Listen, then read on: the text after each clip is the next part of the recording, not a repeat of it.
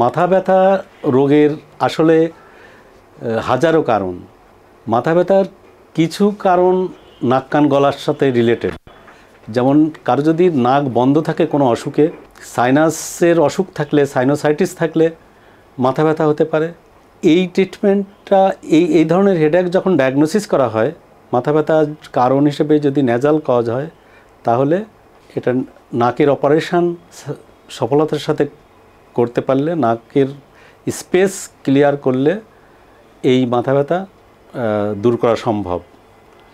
মাথা ব্যথার আর কিছু কারণ হলো নিউরোলজিক্যাল, মানে ব্রেনের নিউরোলজিক্যাল কিছু আছে, যে টিউমার, ব্রেনের নানান টিউমারে মাথা ব্যথা হতে পারে। সেটাও ডায়াগনোসিস করে, আসলে মাথা ব্যথার রোগী আসলে কিছু পরীক্ষা নিরীক্ষার মাধ্যমে এটা প্রথমেই রোগটা নির্ণয় করতে হবে যে এর মূল কারণ কি। সেই মূল কারণ অনুযায়ী মূল কারণের ট্রিটমেন্ট করলে মাথা ব্যথা চলে যাবে।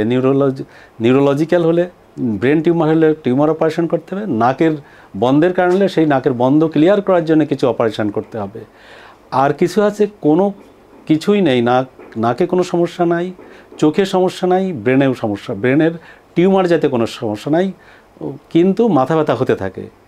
এটাকেই আমরা আসলে মাইগ্রেন নামে বলে থাকি, যার কোনোই কারণ পাওয়া যাচ্ছে না।